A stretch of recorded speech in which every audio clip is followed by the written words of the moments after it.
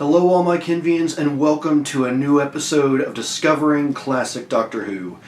Today I'm going to be watching the two-part serial, very short serial, of The Edge of Destruction. And the previous episode ended with, I guess, them crash landing the TARDIS, or the TARDIS crash landing. Something happening? It's hard to say. But let's go ahead and get started with The Edge of Destruction and the Brink of Disaster shortly thereafter. Although I'll probably have a bit of a pause after The Edge of Destruction, so I'm not sure why I mentioned the episode name. Regardless, let's begin. Bink.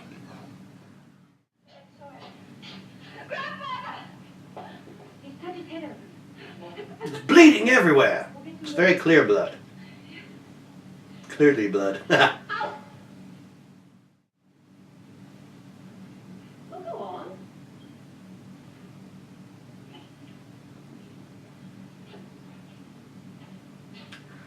Okay. Yes, a while before that you were all unconscious.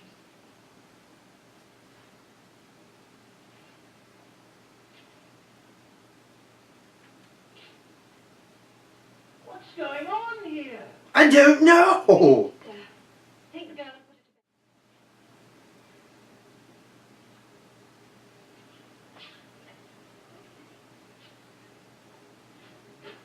it Dude. Okay. What are you doing? No. Are you? Huh? I know Susan wouldn't. I'm worried about that child. Temporary lapse of memory. Homicidal tendencies. Yes? Something could have got into the ship. No. And the doors were open. No, it's ridiculous. What do you mean? An animal? A man or something? It's not very logical, is it? Well, the doors were open. Or another intelligence. Something being in the ship. No, of course not. You know, the less said, the better, eh? Homicidal tendencies covering Susan's brain. You all right? Yes. We must be. I mean, how would anything get into the ship anyway? The doors were open. Yes, but where would it hide?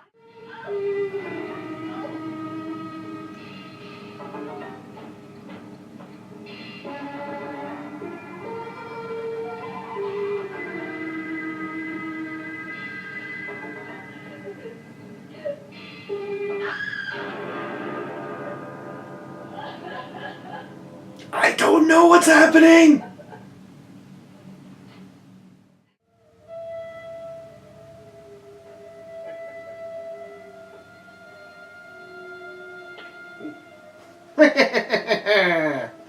Excellent, Smithers.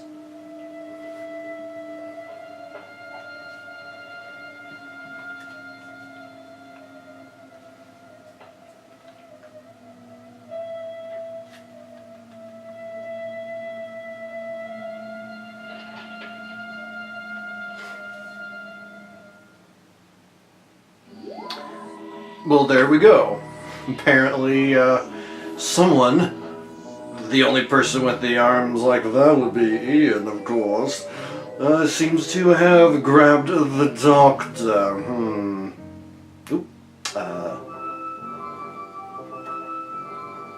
Let's see, let's end that. Oh, no, that's not what I meant to do. No. Nope. Oh. Okay, there we go. Excuse me. Alright, so next we have the Brink of Disaster, and I don't know what to say about that last episode. It was just really weird. And maybe that's the point, because all the characters seem to be rather confused. Possibly with the exception of the Doctor, maybe? It's hard to say, just because I'm still not used to this particular personality of the Doctor. But, yeah, That's the only assumption I can really make, is the fact that because the characters are so confused, maybe we, the viewers, are also supposed to be just super confused as to what's going on. A bit of the logic was a bit weird. I am glad that, they finally did point out, it's just like, how could someone have gotten on? The doors were open. But yeah, I will say this, and maybe this is weird of me to say, well, it pretty much is weird of me to say, but when she's looking kind of paranoid and homicidal, Susan's kind of hot. I mean, she's a very attractive lady to begin with, but yeah, there was just something about the very, intensity on the face that made her rather attractive. I do say so myself, but, that's just me being kind of a weird guy, I guess. But, thank goodness this is only a 2-episode long serial. I'm interested to find out what happens here. The one thing I will say going into this next episode, just sort of a theory, there seems to be a matter of opposites going on, or at least how it affects some of the electronics, because the doors were open until Ian walked toward them and then they closed, and then when he stepped away they opened. And then even with the water dispenser, it says it was empty and yet it would still dispense water. So that's my thinking. It's like, whatever there is, the fault that's going on, it is something that affects the electricity to where what we're perceiving or what it shows is the opposite of what's true. That's the closest I can get really at this point to even a half-baked theory. So yeah, I'll go with that. But continuing on into the brink of disaster. Let's go. I hope the subs are still on. Yep, they are. Good.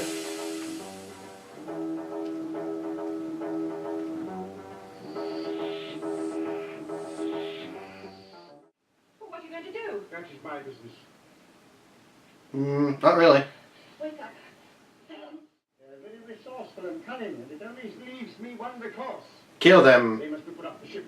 Or No, that. you can't do that. I can and I must. You can't open the doors. This mechanism stopped the ship, and it's been trying to tell us so ever since. But we're still doomed! Hooray! You mean it's been on all this time? Yes, And it's written in Sharpie! What was I thinking?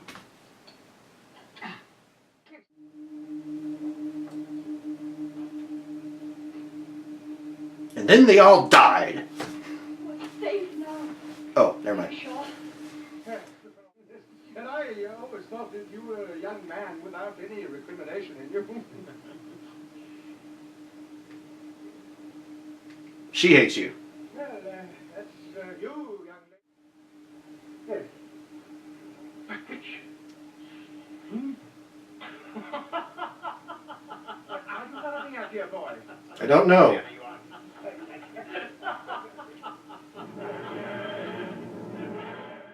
Yes, it suits you. Yes, the trifle too big for me. You know, I acquired that ulster from Gilbert and Sullivan. Oh, really? I thought it was made for two. Well, shall we join the ladies, Doctor? Yes, why not? Not quite sure who Gilbert and Sullivan are. Look at this huge footprint. Must be made by a giant.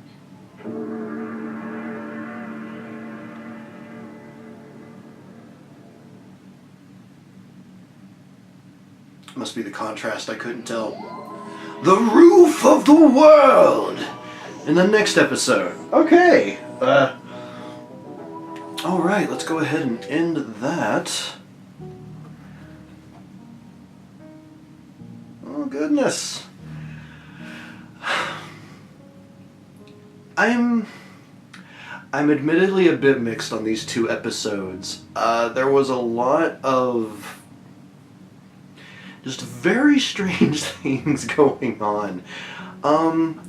My theory, I guess, was kind of right. Well, no, my theory wasn't really right for the most part.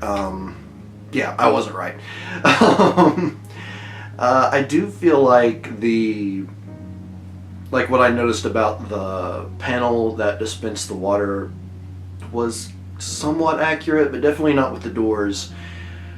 But otherwise, I mean, it was a okay episode at best, I would say. Or really, the two-part serial was okay.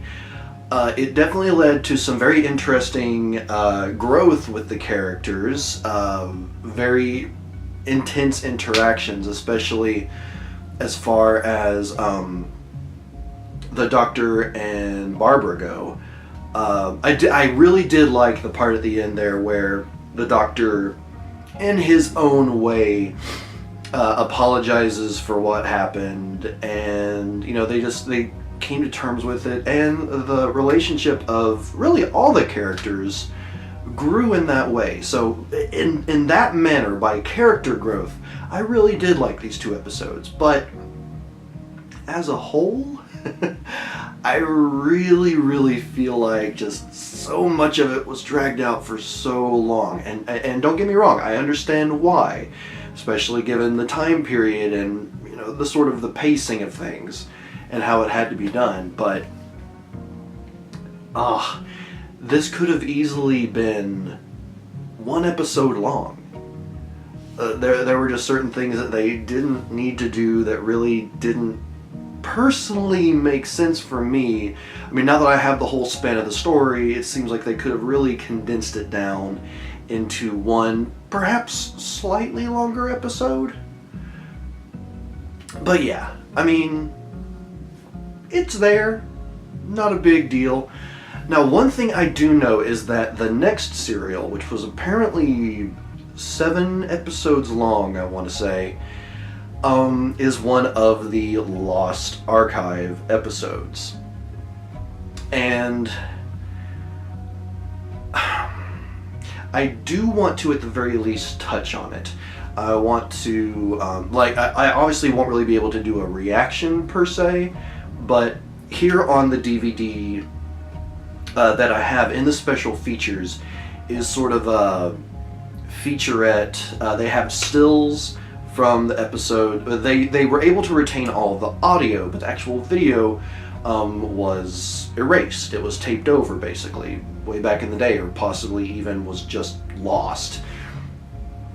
But the, excuse me. With that featurette, with the stills, apparently they took the whole story and condensed it into a shorter one. I think it's called Marco Polo, because I was looking through the special features, and I think that's the right one.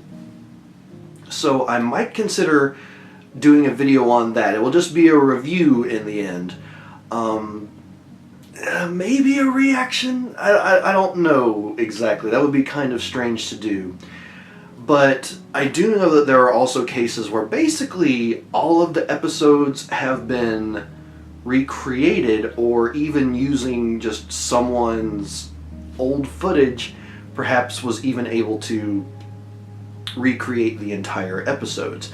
So there was a website that was sent to me a while back that I forgot to bookmark again, but I'm going to be going back and seeing if I can find that website and see if it can be something that's viewed and watched in a reaction style. If not, we'll have to just kind of wait and see, but I am looking forward to taking the next step here. And I do want to say, especially just in case I don't watch the little featurette in the special features, to the wonderful Kenvians who sent me the DVD set for these original serials with Doctor Who, thank you so much from the bottom of my heart. I apologize that it took so long, 1, to get around to them, and 2, that there was such a long break in between. like when I've did the first episodes and then, you know, finally finished up the DVDs here. I do apologize for that, but again, I want to thank you from the bottom of my heart for giving me the ability to watch these and actually having the DVDs in my possession. It's such a cool thing, especially considering this is the beginning of Doctor Who back in the day. Like, yes, I'm in love with the modern Doctor Who, it all of its good parts and its faults.